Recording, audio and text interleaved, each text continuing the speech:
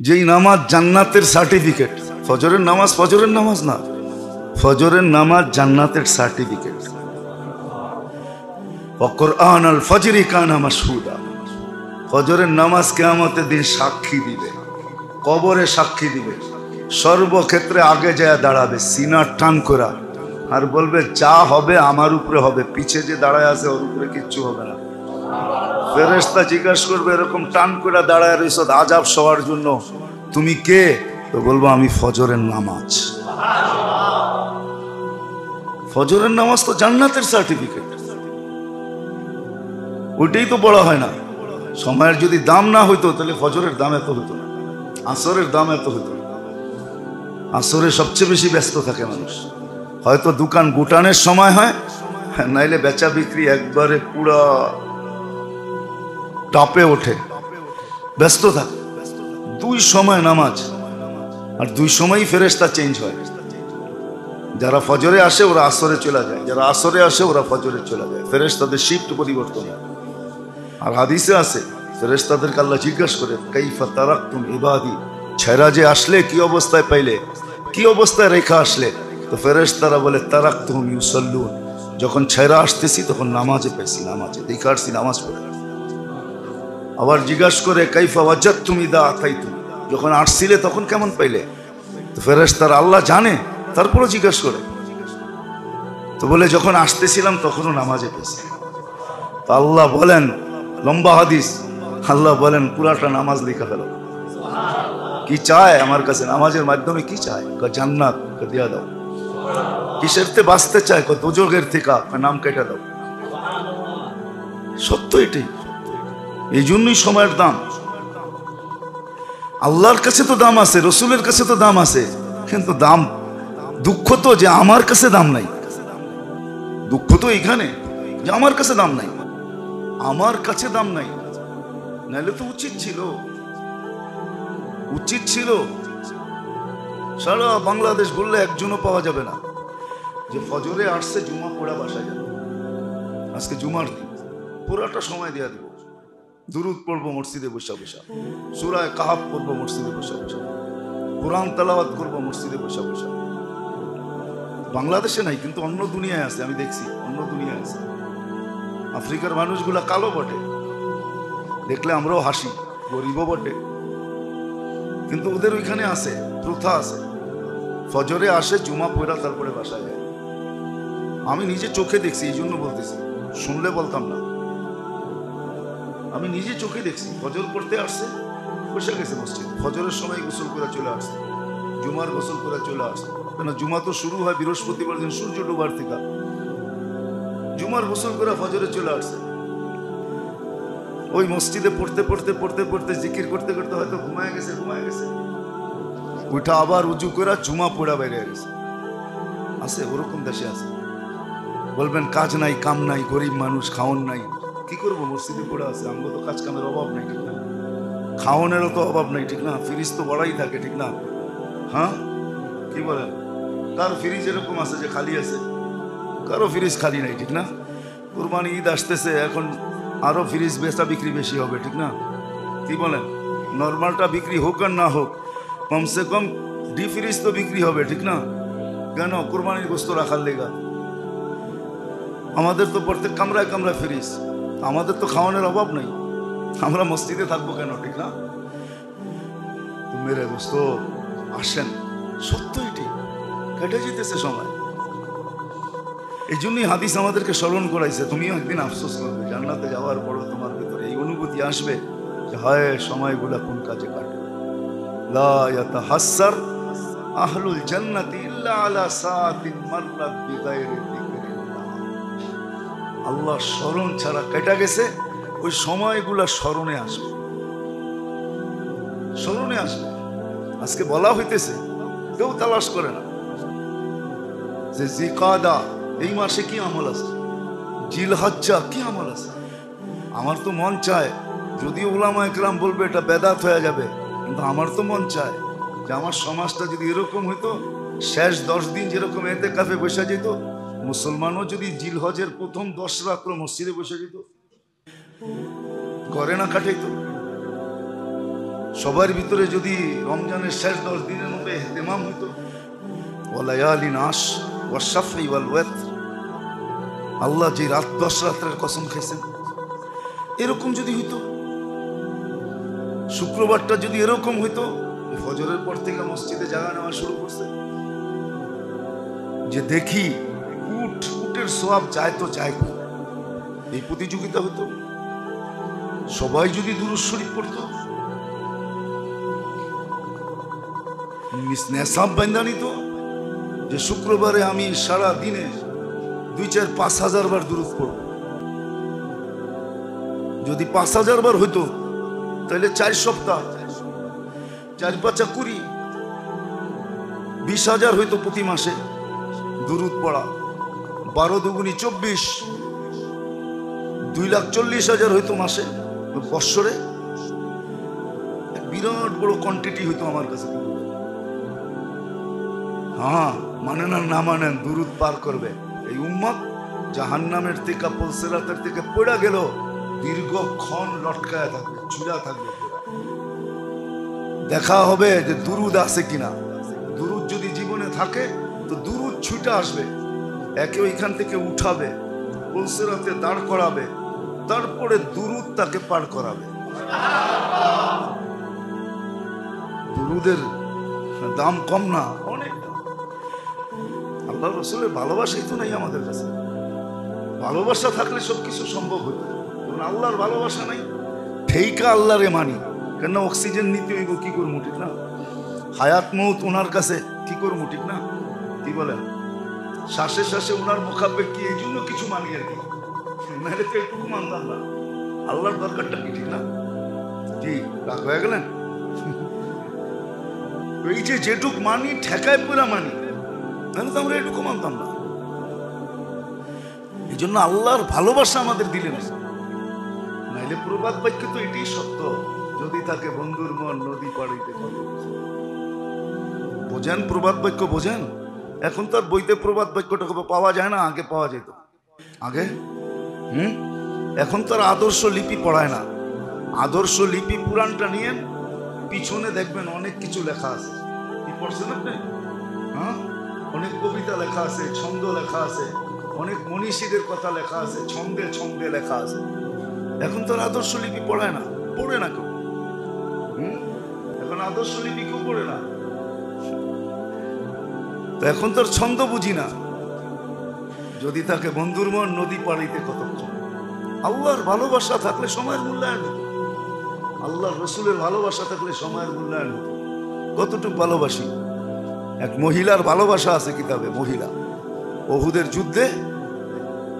যুদ্ধে যখন খবর ছড়ায় গেল যে আল্লাহর রসুল শহীদ হয়ে গেছেন, তো মদিনার থেকে এক মহিলা ছুটতেছিলেন ওহুদের দিকে। একটু দূর যাওয়ার পরে একজনে খবর দিয়েছে, কোথায় চলছ? তোমার স্বামী তো মারা গেছে। তো বলছে, রাখ, স্বামী মারা গেছে, বল আল্লাহর রসুল কেমন আছে।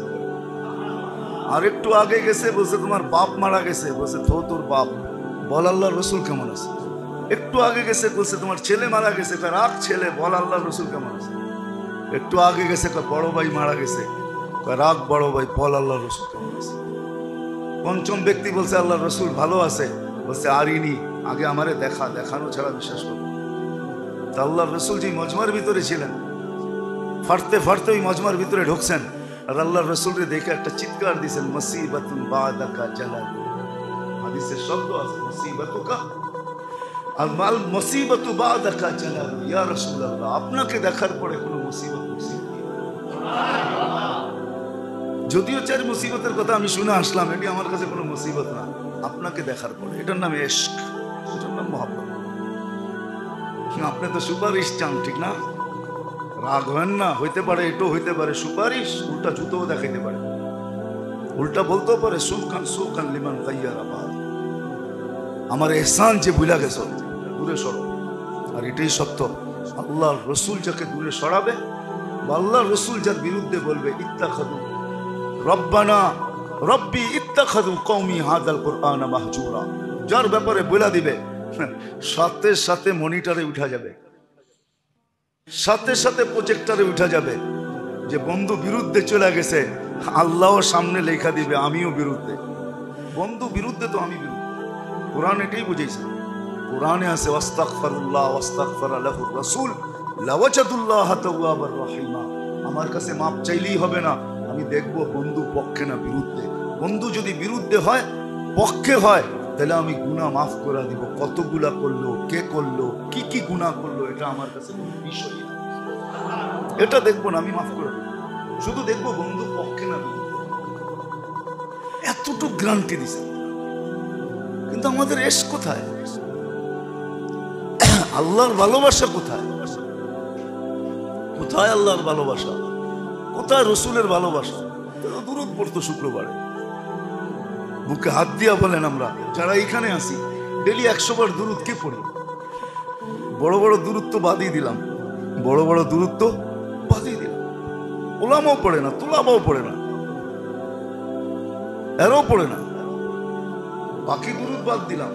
দুরূদের বহুত কিতাব আছে,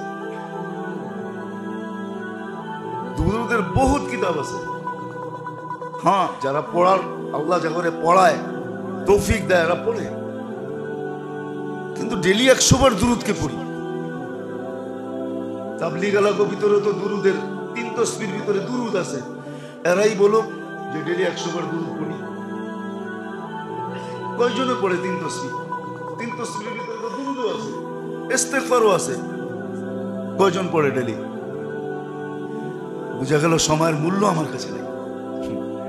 এই জন্যই আমারও মূল্য নাই, আল্লাহ আল্লাহ রসুলের কাছে মূল্য নাই। যদি থাকতো তাইলে এখন মাদ্রাসায় জিজ্ঞাসা করি, মাঝে মাঝে পড়ানোর সময় জিজ্ঞাসা করি, দাওরা পড়ে, হাদিস বুখারী পড়ে, কিন্তু জিজ্ঞাসা করলে অধিকাংশ ছেলে হাত উঠাইতে পারে না। বুখারীতে চলে আসছে, এখন পর্যন্ত আল্লাহ রসুলকে স্বপ্নে দেখে নেই, এখন পর্যন্ত দেখে নেই। ব্যাট খুলতে নাই, এই জন্য খুলতে চাইতেছি না। সময় আমরা দেখছি মাদ্রাসার অনেক ছেলে আসে এখানে জুমা পড়তে, এদেরকে বলতেছি, এক সময় আমরা দেখছি মিজান পড়ে 2য় ক্লাস 3য় ক্লাস, ওই সময় রসুলকে স্বপ্নে দেখা দিয়েছে। এক সময় ছিল, প্রমাণ দিতে পারবো। ব্যাট খুলতেছি না, এই জন্য বলতেছি না, প্রমাণ দেওয়া যাবে। ছোটবেলা দেখা দিয়েছে। আছে, ব্যাট খোলা যায়, আলহামদুলিল্লাহ। আমাদের ঘরেই আছে, মেয়েরা ছোট, বিয়ের আগেই আল্লাহ রসুলকে দেখা দিয়েছে। এখন তো বালেগও হয় নাই, ব্যাট খুলতে নেই, এই জন্য বলতেছি, উৎসাহের জন্য বলতেছি। এক সময় ছিল, আজকে এখন সময় নেই। দাওরা পড়ে, বুখারী পড়ে, আল্লাহ রসুলকে স্বপ্নে দেখে নেই। ওর তো বুখারী পড়ার আগেই চিৎকার দিয়ে মরে যাওয়া দরকার ছিল, আমি বুখারী পড়তেছি এখনো দেখি নাই, আমি কবে দেখবো? আল্লাহ রসুলের হাদিস পড়তেছি, দাড়ি পাইকা গেছে, এখনো দেখি নাই। রাগ হয়ে যায় না? আমি ওদিন বলতেছিলাম নোয়াববাড়ি মসজিদে যে আমার চোখ বিউকে মিলে না, আমি আজ পর্যন্ত মিলাইতে পারিনি। আমি আমার মনেরটা বলতেছি যে এক ব্যক্তি মদিনা মুনাব্বারা দেখলো, রওজা দেখলো, ও দাড়ি ছাড়া দেশে আসে কি করে? ঠিক না? ওদিন বলছিলাম, আমি কালকেও বলছি এক জায়গায়, আমার যোগ বিউকে মিলে না। আমি বহুত যোগ বিয়োগ করে দেখছি যে রসুলের রওজা দেখলো আর ও দাড়ি ছাড়া দেশে আসে কি করে, আর দেশে আইসা ক্লিন শেভ করে কি করে, আমার বুঝে আসে। আমি যোগ বিয়োগ অনেক করে দেখছি, কোনো মতে মিলাইতে পারতেছি। এক মহিলার যদি এতটুকু এশক থাকে, বাকিগুলো তো বাদিয়ে দিলাম, খুবাইবের কাহিনী তো বাদিয়ে দিলাম, আবু দাসানার কাহিনী তো বাদিয়ে দিলাম, সাহাবাদের যে আল্লাহর রসুলের এশক ছিল, ভালোবাসা ছিল, ওটা তো বাদিয়ে দিলাম। যে মদিনা মুনাব্বারা দেখলো আর সে দাড়ি ছাড়া দেশে ফিরলো, মদিনা দেখলো আর সে দেশে এসে ক্লিন শেভ করে, এটার যোগ বিয়োগ আমার মিলে না। কেন? সে যখন রওজায় দাঁড়াইছে তো আল্লাহর রসুল তাকে দেখছে, সে যখন সালাম দিছে তো শুনছে, জবাব দেওয়ার হইলে জবাবও দিছে। এতটুক যেখানে হয়ে যায়, তারপরে সেটার ভিতরে হাত দেয় কি করে? আমাকে বুঝান, হাত দেয় কি করে? আর যে দাড়ি আমাকে জান্নাতে নিয়ে যাবে, যেটা শো করতে পারলে জান্নাতে নিয়ে যাবে। ক্রেডিট কার্ড যাদের কাছে থাকে, ওরা যাবে টাকা আছে কি আছে না এটার চিন্তা বেশি করে না। ওরা জানে, জিজ্ঞাসা করবে তোমাদের এখানে মেশিন আছে ক্রেডিট কার্ড পাঞ্চ করা? ওই গাড়ির তেল নিতে যেও জিজ্ঞাসা করে ক্রেডিট কার্ড পাঞ্চ করা যাবে? যদি কয় যাবে তো আর চিন্তা করে না, কার্ড দিয়া দেয়, কয় 5 করে লাও, কয় টাকা বিল হইছে লেখো, আমি কোড বসায় দিয়া ফিঙ্গার দিয়া দিতেছি। দাড়ি তো হলো ক্রেডিট কার্ড, এটা দেখায় জান্নাতে যাবে, সে কাটে কি করে? হ্যাঁ, আল্লাহ তো অনার্থক কিছু দেন নাই। দাড়ি কাটার প্রচলন তো আসছেই অল্প কয়েকদিন, এর আগে তো কাফেরেরও দাড়ি ছিল, পুরুষ বলতেই দাড়ি ছিল, পুরুষ বলতেই। হ্যাঁ, এই জন্যই তো আল্লাহ রসুল পৃথক করতে বলছেন, বলছে কেউ মোচ কাটে না, তোমরা মোচ কাটবা। কেউ দাড়িও কাটে না, মোচও, তোমরা মোচ ছোট করবা, এটাই তোমাদের ইউনিফর্ম, তোমাদের পরিচয়। তোমাদের মোচ ছোট দেখলে বোঝা যাবে এটা মুসলমান, যার মোচ ছোট না ওটা বোঝা যাবে এটা অন্যদিকে। এই জন্য বলছেন কাসসু শাওয়ারি তাওবিলুল লুহা, দাড়ি লম্বা করো, মোচ কাটা রাখো, পৃথক করছে। দাড়ি কাটার প্রচলন তো অল্প কয়েকদিন ধরে, আমাদেরকে ইতিহাস পড়াইতে হবে না, আমরা ইতিহাস পড়া তারপরে বলতেছি। এই জন্য আপনি দেখবেন শিখেরা দাড়ি কাটে না, দেখছেন না? কাটে। হ্যাঁ, খ্রিস্টানরা, ইহুদির পাদ্রীরাও দাড়ি কাটে না। আমাকে তো চিনাইতে হবে না, আমি তো দুনিয়া ঘুরতে ঘুরতে শেষ, সব চোখে দেখা বলতেছি, কিতাব পড়া না। দাড়ি কাটার প্রচলন তো আসছে অল্প কয়েকদিন, 200-500 বছর। এর আগে তো কেউ দাড়ি কাটতেন না, কাফেরেরও দাড়ি ছিল, পুরুষ বলতেই দাড়ি ছিল, মেয়ে লোক বলতে দাড়ি ছিল না। এখন তো সবাই একরকম সাজতে চায়, সবাই একরকম সাজতে চায়। যাক, যেটা আমার বুঝানোর উদ্দেশ্য মেরে দোস্ত, আসে সময়ের মূল্যায়ন, তাইলে আমি মূল্যায়িত হব। একটা সময় যেন ফালতু না কাটে, সজাগ হই। হ্যাঁ, সত্য এটাই, এই কথাটাই সত্য। মরার আগে মরো, সজাগ হবে তুমি, কিন্তু এর আগে সজাগ হওয়াটা এটাই সবচেয়ে বড় উত্তম, সবচেয়ে বড় বুদ্ধিমানের কাজ। আমরা একদিন সজাগ হব, কোরআন এটাই ইঙ্গিত দেয় যে একদিন সজাগ হবে, একদিন চিৎকার দিবে। কিন্তু আজকে সজাগ হওয়াটা হলো উদ্দেশ্য, যে আজকে আমি সজাগ কিনা, আজকে আমার সময়টা সঠিক কাটতেছে কিনা। এই জন্য ওদের সাথে সংযুক্ত হওয়া চাই যাদের নিজামুল আওকাত আছে, নিজামুল আওকাত, ওদের সাথে, আল্লাহওয়ালাদের সাথে সংযুক্ত হওয়ার জন্য এই জন্য বলা হয়, কারণ এদের কাছে নিজামুল আওকাত আছে। এরা জিজ্ঞাসা করবে তুমি সময়টা কিভাবে কাটাবে, আগে এটা বলো, তোমার সময়টা কিভাবে কাটাবে, অফিসের সময়টা কেমনে কাটাবে, কোন সময়টা কেমনে কাটাবে, কেমনে বুঝাবো আপনাদেরকে বলেন? যার কিছু মিলবে না তার হাতেও তো দেখি তসবি, যার কিছু মিলবে না, কিচ্ছু মিলবে না, বিপরীতটা মিলবে, যার জন্য দাড়ি পাল্লাই দাঁড় করাবে না। আজকাল তো তাদের হাতেও দেখা যায় পোটলার ভিতরে একটা কাপড়ের পোটলা থাকে, প্যাকেট থাকে, এটার ভিতরে তসবি হাতে বাঁধা জপতেছে। হায় হায়, আর আপনি পারেন না তসবি জপতে, যার একে সুবহানাল্লাহর এত মূল্য, আলহামদুলিল্লাহর এত মূল্য, আল্লাহু আকবারের এত মূল্য, লা ইলাহা ইল্লাল্লাহর এত মূল্য, যার ইস্তিগফারের এত মূল্য, যার ইস্তিগফারের এত মূল্য, যার দুরুদের এত মূল্য। দুরুদ পড়তে দেরি, এইখান থেকে একজন ফেরেশতা নিয়া মদিনা মুনাওয়ারার নাম ঠিকানা সহ পেশ করতে দেরি করে।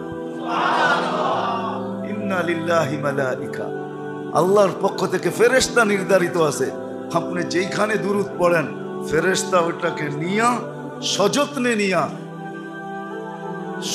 নিয়া আল্লাহ রসুলের সামনে পেশ করে, ইয়া রাসূলুল্লাহ, উম্মত দুরুদ পড়ছে, নাম এটা, ঠিকানা এটা, বাবার নাম এটা, কত যত্ন করে আপনার দুরুদটা পৌঁছানো হয়, কিন্তু কয়জন পড়ি?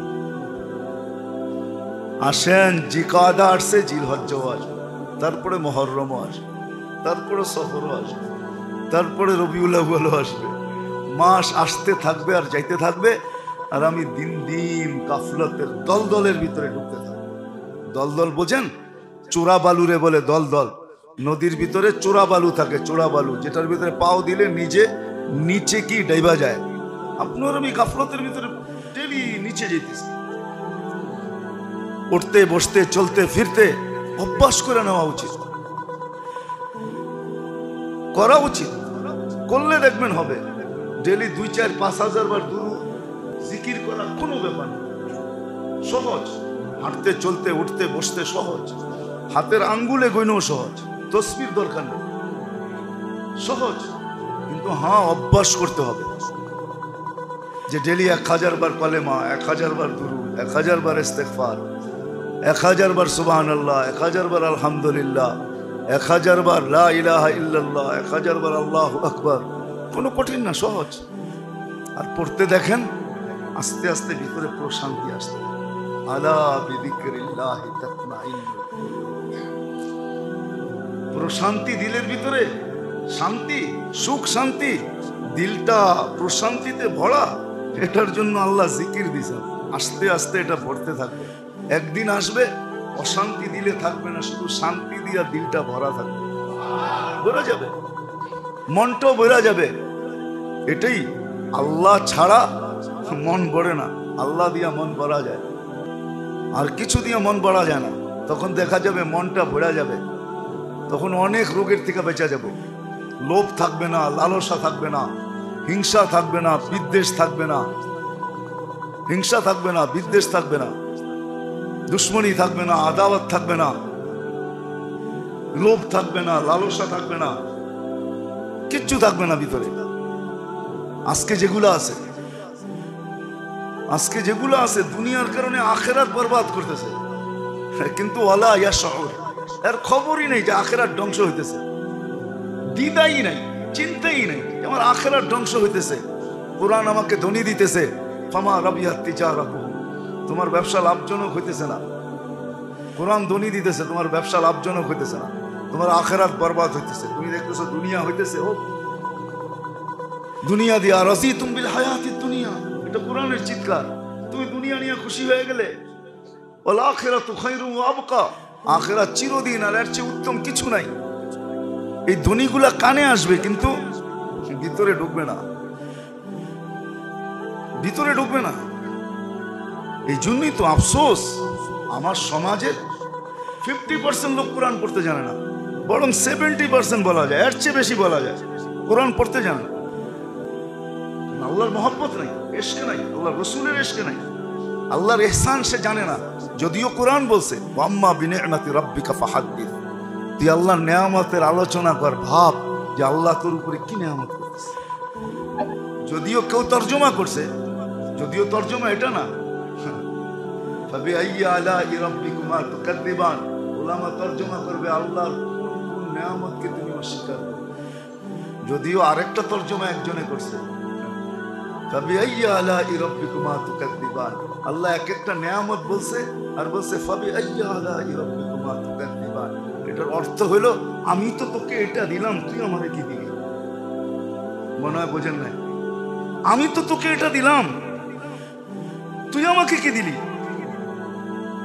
কয় না, আমি তো তোরে এটা দিলাম, তুই আমার জন্য কি করলি? বাতা তুনে মেরে লিয়ে ক্যা কিয়া। এটার তর্জমা হইলো বাতা তুনে মেরে লিয়ে ক্যা কিয়া, বল তুই আমার জন্য কি করছ? আমি তো সমুদ্রের নিচে তোর জন্য পাথর বানায় দিছি, প্রবল পাথর সমুদ্রের নিচে হয়, মারজান মুক্তা সমুদ্রের নিচে হয়, পানির নিচে, তোর জন্য তো মুক্তা বানাইলাম, তুই আমার জন্য কি করলি বল? 95টা না 96টা আছে আর রহমানের ভিতরে নেয়ামতের কথা, প্রত্যেকটার পরে আছে ফাবিআইয়ি আলাই রাব্বিকুমা তুকাদ্দিবান। বল আমি তো তোকে এটা দিলাম, তুই আমাকে কি দিলি? আমি তো তোর জন্য এটা করলাম, তুই আমার জন্য কি করলি? বাতা তুনে মেরে লিয়ে ক্যা কিয়া, বল। বাবার বিষয় এটাই। আসেন, জিলকদা শুরু, জিলহজ্জাও আসবে, রমজানও চলে গেছে, শাওয়ালও চলে গেছে, জিলকদা চলতেছে, পরে জিলহজ্জা আসবে, 12 মাস আসবে আর যাবে, 12 মাস আসবে আর যাবে। সময় গড়ায়া সকাল গড়ায়া দুপুর আসবে, দুপুর গড়ায়া বিকাল আসবে, বিকাল গড়ায়া সন্ধ্যা আসবে, সন্ধ্যা গড়ায়া রাত্র আসবে, রাত্র গড়ায়া আবার সূর্য উঠে যাবে। এইভাবে বেল্ট চলতে থাকবে। কিন্তু আমি কতটুকু মূল্যায়ন করতেছি? মূল্যায়ন করতে পারলে না আমার মন বলবে যে আমি মূল্যায়ন পাওয়ার আশা রাখতে পারি। কি একটা ছেলে 12 পরীক্ষা দিয়েই বলতে পারে, একটা ছেলে ভালো পরীক্ষা দিয়েই বলতে পারে যে আমি প্লাস পাওয়ার যোগ্য। প্লাস পাওয়ার যোগ্য, বুঝেন তো? হ্যাঁ, আমি প্লাস পাওয়ার যোগ্য। আর আরেক ছেলে পরীক্ষা দেয় নাই, বলতেছে ভালো দেয় নাই, বলতেছে ভালো দিছি। তার মনও তাকে ওই সময় ধিক্কার দেয় যে মিথ্যা বলিস তো বলিস কেন। আজকে তো মিথ্যা আমাদের দ্বিধা নাই। অন্য আলোচ্য বিষয় চলে যাবে। আজকে আমরা মিথ্যা বলতে দ্বিধা করি না, অথচ আবু জাহেলের মতো আবু সুফিয়ান মুসলমান হন নাই। লম্বা হাদিসের বুখারীতে আছে, প্রথম বলিয়ামে প্রথম দিক দিয়ে আছে, বাবু বাদুল ওহির ভিতরে আছে। রুমের বাদশা যখন তাকে কিছু জিজ্ঞাসা করছে, তো সে বলতেছে আমি মিথ্যা বলতে পারতাম, কিন্তু দুই কারণে বলি নাই।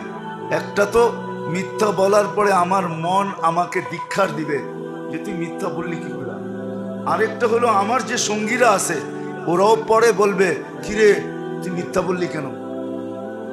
যদি ওরা আমার মতোই কাফের, মুহাম্মাদুর রাসূলুল্লাহর দুশমন, তারপরে ওরা বলবে তুই মিথ্যা কেন বললি। এই জন্য আমি তার দরবারে সত্য বলতে বাধ্য ছিলাম। আমি সত্য বলছি, কেন আমি আমার মনের ধিক্কার সইতে রাজি না। কিন্তু আমরা তো বিনা দ্বিধায় মিথ্যা বলি, ঠিক না? জি, আবার বলিও মিথ্যা না বললে ব্যবসা হয়, এটাও তো বলি, ঠিক না? মিথ্যা না বললে ব্যবসা কি মিথ্যা ছাড়া হয়? এই জন্যই তো বরকত হয় না, এই জন্যই কি নাই, এই জন্যই কি নাই বরকত নেই, এই জন্যই বরকত নেই। এই জন্যই তো আপনার লোন আর লোন, এই যে তো সব টাকা ডাক্তারের কাছে যায়, এদিক যায় ওদিক যায়, বরকত নাই, কি নাই, বরকত নাই। আর মিথ্যা যখন ছেড়ে দিবে তখন হয়তো ব্যবসা হবে না, যতটুকু ভাবতেছেন অতটুক হবে না, যতটুক হবে অতটুক বরকতওয়ালা হবে, বরকতওয়ালা। কে বলে স্বপ্নে দেখছে কয় এখানে 1 লাখ রাখা আছে, কয় বরকত আছে, কয় না, কয় তাইলে দরকার নেই। পরের দিন স্বপ্নে দেখছে এখানে 1000 রাখা আছে, কয় বরকত, কয় না রাখা আছে, কয় বরকত, কয় আছে, কয় তাইলে দরকার আছে। 1 টাকা নিয়ে বাজারে গেছে, তো দেখতেছে একজনে মাছ বেচতে বেচতে একবারে পচে গেছে আর কি, শেষমেশ বাড়িতে যাবে গা, লাভ তো যা হওয়ার হয়ে গেছে। এখন ডাকতেছে 2টা 1 টাকা, 2টা 1 টাকা, 2টা 1 টাকা। তাইলে আমার কেনার সুযোগ আছে এখন, তো 2টা নিয়ে আসছে 1 টাকা দিয়া। বাড়িতে আসার পরে বউ বলছে এটা কি নিয়ে আসছো, কয় যা নিয়ে আসছি 2টা 1 টাকায় পাইছি, আর কত, এটাই খাও। তো কাটছে, তো 2টা মুক্তা বাইরেছে পেটের লয়ে গেছে বলে সোনার দোকানে, তো কয় যে কিনবো এত টাকা দিয়া, তো বিক্রি করে চলে আসছে। কিন্তু যে কিনছে সে কিনাই দেখছে যে এটা তো টুইন হয়, একটা তো হয় না, 2টা না হইলে তো দাম পাবো না। আমি তো কিনা ফেলছি ধোকা দিয়া ওরে, কিন্তু টুইন না হইলে তো আমি যেখানে বেচবো ওইখানে তো দাম পাবো না, ওইখানে তো টুইনের উপরে দাম হবে। তো বাড়িতে যেয়ে জিজ্ঞাসা করছে আরেকটা বলে আছে, কয় আছে, এটা তো টুইন হয়, আরেকটা কয় আছে, দাম তো প্রথমটা তোমার দামে বেচছি, এটা আমার দামে বেচছি। কত, এত গাদা পিঠ বইরা সোনার টাকা দিবা, নিবা? তো বলছে তারপরও নিব, কেননা রাজার কাছে নিয়ে গেলে আমি আর 3 গুণ পাবো। তো যা পাইছে 1 টাকা দিয়ে অর্ধেক শহর কিনা ফেলছে। বরকত এরকম হয়, বরকত 1 টাকা হইলেও বরকত এরকম। আসেন সময়ের মূল্য শিখি, আলেম ওলামাদের কাছে যাই, আল্লাহ ওয়ালাদের কাছে যাই, এদের কাছে যাইয়া শিখি, এদের কাছে জিজ্ঞাসা করি আমি সময়ের মূল্য দিতে চাইছি। আর যদি যাইতে না চান তাহলে নিজের উপরে বান্দা নেন, যে ডেলি কলেমা কতবার পড়বেন, ইস্তেগফার কতবার পড়বেন, সুবহানাল্লাহ কতবার পড়বেন, আলহামদুলিল্লাহ কতবার পড়বেন, আল্লাহু আকবার কতবার পড়বেন, লা হাওলা ওয়ালা কুওয়াতা কতবার পড়বেন, দুরুদ কতবার পড়বেন, বান্দা নেন। এই তসবিহগুলো বাদেন, আছে লম্বা হয়ে যেতেছে। ইলিয়াস রহমতুল্লাহ আলাইহির ফ্যামিলির ব্যাপারে আছে, আমার আম্মা সংসারের সব কাজ করেও ডেলি 16,500 বার ওজিফা পড়তেন, 7 পারা কোরআন শরীফ পড়তেন। যখন নেক কাজ শুরু করে না তখন সময়ে বরকত হয়, আপনাকে দেখানো যাবে সময়ে বরকত হয়। বরকত যদি না হইতো তাহলে ছোট জীবন 63 বছর বাঁচছে। আশরাফ আলী থানভী রহমতুল্লাহ আলাইহি কিতাব লেখছে 1300 20 পৃষ্ঠা করে না, এক এক কিতাব আছে 6 ভলিউম, 7 ভলিউম, 8 ভলিউম, 10 ভলিউম, 10ও না। ওনার ফতুয়ার কিতাব আছে 22 ভলিউম, এমদাদুল ফতুয়া 1300 কিতাব লেখছে 63 বছর বয়সে। মারপেটের তে পড়ি কি লেখা শুরু করছে নাকি? হ্যাঁ, 19-20 বছর তো গেছে আলেম হইতে, তারপরে না লেখা শুরু করছেন। ইমাম তাইমিয়া 63 বছর বয়স ছিল। এক কিতাবই আছে 32-36 ভলিউম, মজমাউল ফতোয়া। এরকম 100 না কয়েক হাজার কিতাব লেখছেন। জিন্দেগিতে বরকত দিছেন, শুধু সময়ের মূল্যায়ন দ্বারা জিন্দেগিতে বরকত আসে। তখনই কবির কথা সত্য হবে। উর্দু তো বুঝবেন না, আবার উর্দু বললে আবার কোন ফতুয়া লাগায় দেন, এটা তো চিন্তা করি। উর্দুতে আছে নতিজা জিন্দেগানি কা হ্যায়, নতিজা জিন্দেগানি কা হ্যায়, দুনিয়া মে কুছ কর জানা, খেয়ালে মৌত ভেজা হয়, আয়ে তো মর জানা। মৌতের সময় নির্ধারিত, যখন আসবে মরা যাবে। জিও তো জিন্দু কি তরহ জিও, মুর্দু কি তরহ জিও তো কে খাক। জীবিত মানুষের মতো জীবিত থাকো, মরা মানুষের মতো জীবিত থেকে লাভটা কি? কিছু করে যাও দুনিয়াতে। আল্লাহ আমাদেরকে বুঝার, শিখার, মানার, আমল করার তৌফিক দান করেন। ওমা আলাইনা ইল্লাল বালাগ।